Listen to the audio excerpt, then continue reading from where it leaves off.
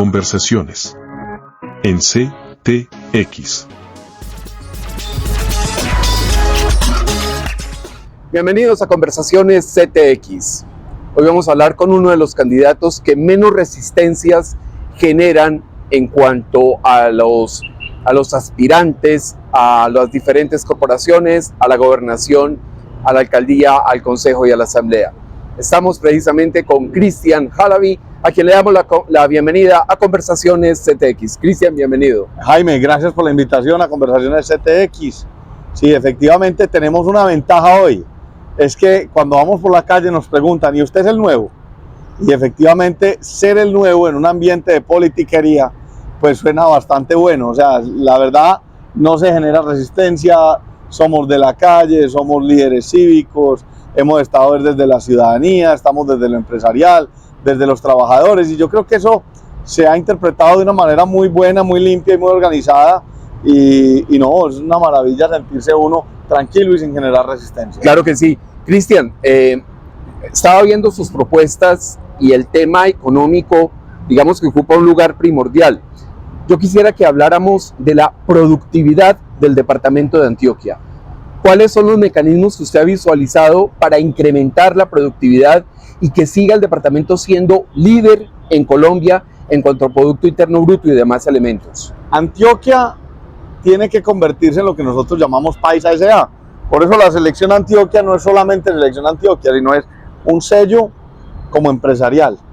Hace muchos años un argentino me dijo a mí, Cristian, Medellín no se debería llamar Medellín, sino Paisa S.A. porque es el lugar de emprendimiento más importante que yo he visto. Aquí todo el mundo quiere tener una peluquería, un bar, un granero, quiere tener una tienda, lo que sea, pero quiere independizarse.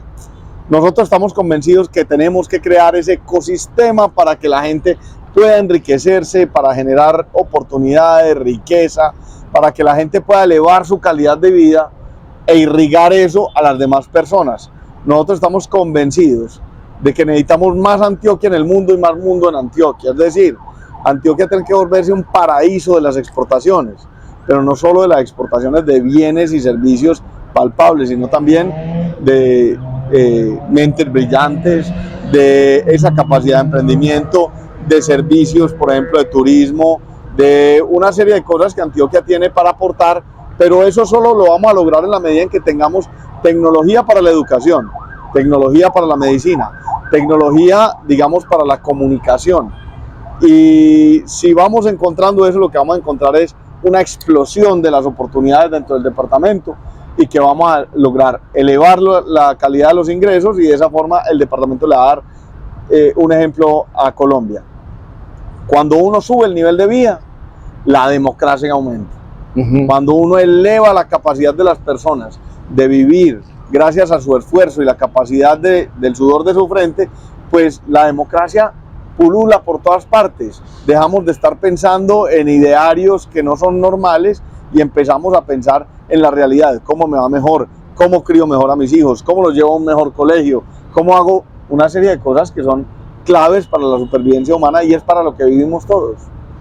Y concretamente, 3 puntos que usted vaya a enfocarse para mejorar la productividad en Antioquia. Mire, el primero es las comunicaciones vías secundarias con los municipios. Nosotros creemos que hay que administrar el departamento, toda la vida lo hemos enfocado desde allí, donde ellos desde el piso 12 dirigen cómo tienen que hacer todas las cosas en el departamento. Nosotros estamos convencidos de que debe ser al revés, el de afuera hacia adentro, porque hay grandes desigualdades, es decir, de las veredas a los corregimientos, a los municipios, a la capital, ¿cierto? De esa forma es integrar a la gente de tal forma que, por ejemplo, llevemos la educación a los niños y no los niños a la educación.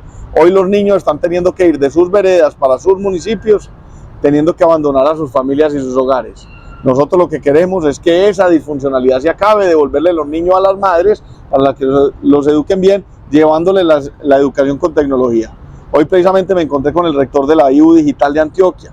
Yo le decía, hombre, tenemos que hacer esto, pero para el bachillerato con programas propedéuticos, que la gente salga con la capacidad de ejercer un oficio, no simplemente salir graduado de bachiller, sino con un oficio por cumplir.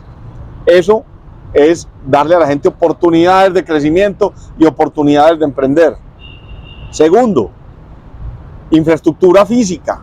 Entonces nosotros, para poder llevar inversión a los municipios, a las veredas, tenemos que comunicarlos. ¿Cómo va a ser que hoy las veredas y los municipios están más lejos que antes de que tuvieran las 4G? Porque ya no tenemos que pasar por la mitad del parque, sino que los pueblos quedaron aislados. Tenemos que hacer vías secundarias para eso. No vamos a alcanzar a hacerlas todas sin duda, pero vamos a empezar a trabajar en eso. Tercero, es el departamento tiene que volverse un multiplicador de recursos. ¿Cómo? Trayendo inversión.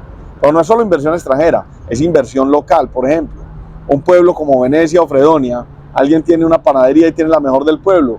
Yo aspiro que esa persona invierta en los municipios vecinos, que de pronto habrá otra panadería, otra buñuelería, el que está en Fredonia, en Venecia, y de ahí habrá también, no sé, en Bolombolo, y de ahí vaya también a Magá y ahora lo mismo. Necesitamos multiplicar la capacidad de negocios con buenos productos.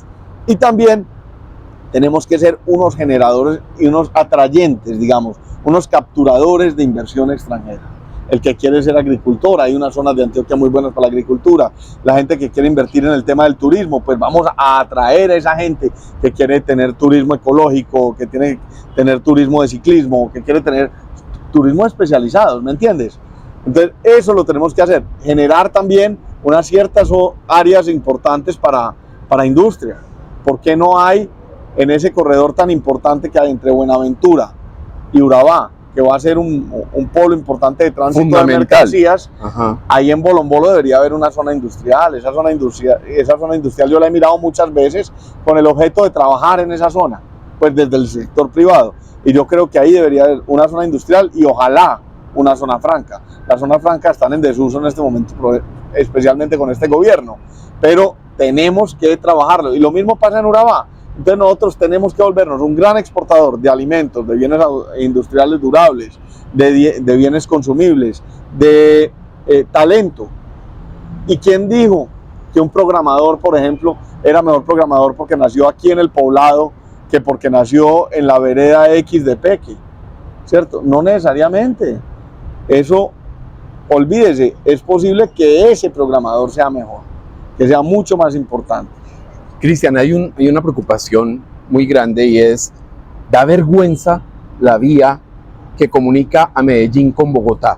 O sea, no tiene presentación que la segunda ciudad de Colombia, que es Medellín, tenga semejante vía que es de los años 50, 60 en cuanto a infraestructura. Esa vía no tiene presentación. ¿Qué propone usted? Jaime, Colombia es pobre porque los políticos que nos han administrado les da la gana. Punto.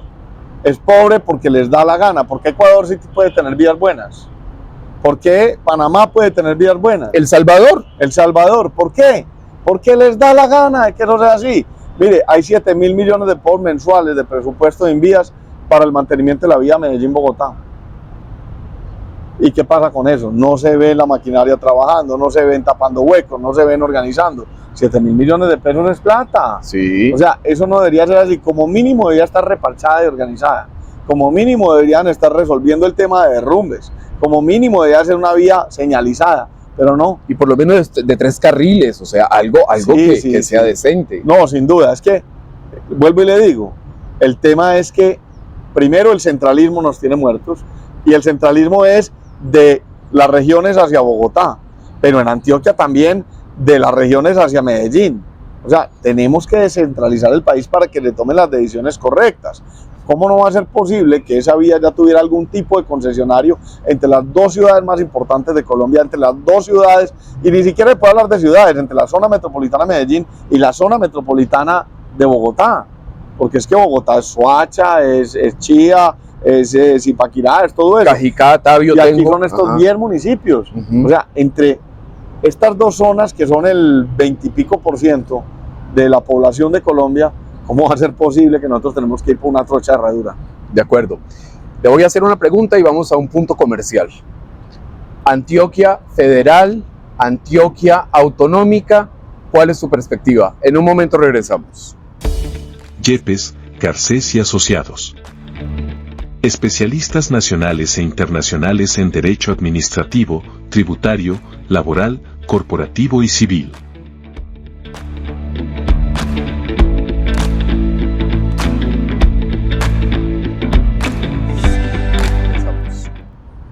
Y seguimos con Cristian Halaby, Antioquia Federal, Antioquia Autonómica. Toda la autonomía que dicta la Constitución. La Constitución política, digamos que la Constitución del 63 descentralizaba por completo las decisiones. Luego la del 96 de Núñez hace todo lo contrario. Y se supone que la Constitución del 91 nos debía llevar a que más del 45% de los recursos de la nación quedara en manos de los departamentos con un crecimiento. Pero hubo un par de decretos, o no decretos, de proyectos de ley que frenaron eso. Frenando lo que dice la Constitución Política Colombiana de darle autonomía a las regiones, y esa autonomía financiera, chupándose los recursos precisamente para el centralismo. Nosotros lo que tenemos que lograr es buscar dentro de la Constitución, tener los mejores abogados y empezar a trabajar para que los recursos se descentralicen. No, yo no creo en el federalismo como tal hoy, porque no creo que una constituyente sea adecuada en este momento. No creo que tengamos el gobierno nacional adecuado para abrir esas puertas. Parece gravísimo. Creo una caja de Pandora podría ser, ¿no? No, podríamos acabar metidos en una dictadura verdadera. Y nosotros no queremos entrar en eso. Lo que tenemos que hacer nosotros es buscar que lo que existe dentro de la Constitución de recibir recursos directamente, no enviarlos a Bogotá, poderlos aplicar de una manera buena, es lo que queríamos buscar. Por ejemplo, la segunda pista del aeropuerto José María Córdoba. ¿Por qué los antioqueños tenemos que ir y pedirle al ministerio durante años el favor de que nos hagan una pistica? No, hombre, es que Antioquia la necesita, esto hay que desarrollarlo, el departamento tiene la capacidad, entonces hay que hacerlo. Le entregamos 25 billones de pesos al año en impuestos a la nación, recibimos 4.9. Es que eso es muy poco dinero para semejante departamento que tiene 125 municipios y tantas cosas para hacer. Otro tema que resulta crucial en estos momentos es el tema de seguridad. Vienen dos puertos que traen mucho beneficio, pero también detrás de ellos viene una situación de criminalidad muy fuerte. ¿Cómo enfrentar esa amenaza desde la gobernación? 3 puertos, Darién Internacional, Puerto PCC y Puerto Antioquia. Ok. Son 3 puertos, una carretera. Pero es que nosotros tenemos un problema, Jaime. Colombia nunca ha tenido un proyecto de nación y Antioquia nunca ha tenido un proyecto de departamento. Nosotros hemos tenido planes de gobierno y cada plan de gobierno elimina las acciones del otro para enfocarse en lo suyo y decir, no, es que el otro no sirvió, y entonces después el otro llega y dice, es que me quedó incompleto, entonces yo tengo que volver, y así, entonces nos mantienen en ese círculo. Nosotros necesitamos un plan regional, un plan para Antioquia, de para dónde vamos. Entonces, Urabá, por ejemplo, los 3 puertos, hoy como lo está viendo el Valle de Aburrá y la gente del Valle de Aburrá lo está viendo como una cosa muy buena para que los productos que vienen importados o los que salen, se les reduzca el costo 300 pesos por kilo. Y punto. Pero no hay un proyecto para Urabá, hay un proyecto de puertos y de carretera. Entonces son simplemente obras, ¿cierto? ¿Qué puede pasar? En el momento, como yo lo veo y como me lo estoy imaginando, Urabá se va a convertir en un problema tan grande como Buenaventura. Eso sería una tragedia. O sea, simplemente un problema social y un puerto de carga, junto con una carretera. Un problema grandísimo. Nosotros lo que tenemos que hacer con eso es un verdadero desarrollo de Urabá. Entonces, las fábricas, talento humano, desarrollar la costa antioqueña, y de esa forma la gente le va a querer ir a vivir en esa huerta tan hermoso que tenemos. Encima de eso, pues el IDEA tiene una gran hacienda allá que podría desarrollar, obviamente. Habrá que ver cuáles son las posibilidades de eso, pero dentro de una gran zona metropolitana. Porque ¿quién no va a preferir, siendo antioqueño, si desarrollamos la zona, irse a vivir a Urabá que irse a vivir a Panamá? O sea, nosotros tenemos que buscar también eso dentro de nuestro orgullo, es nuestra costa, nuestro departamento. Esa debería ser la zona turística natural de los antioqueños. Nosotros, está bien que nos guste Cartagena, que nos guste Santa Marta, que nos guste lo que sea. Maravilloso, que es el Melgar de Medellín. Exacto, ¿no? Y los adoramos, muy rico. Pero ¿cómo no va a ser posible que Antioquia, que es el segundo departamento con más línea costera, este es un departamento costeño, que no tengamos nosotros la posibilidad de irnos a veranear a Urabá? Porque no le hemos parado bolas y porque no hemos hecho los grandes balnearios. Pero no lo podemos hacer si no nos enfocamos en educación, en mejorar la calidad de vida, la calidad de los servicios y adicionalmente a eso, si no le damos agua potable. toda la riqueza hídrica del mundo, pero no le dan agua potable. ¿Por qué? Porque eso vende votos. Si hacen el acueducto, dentro de 4 años no se pueden hacer elegir prometiéndolo.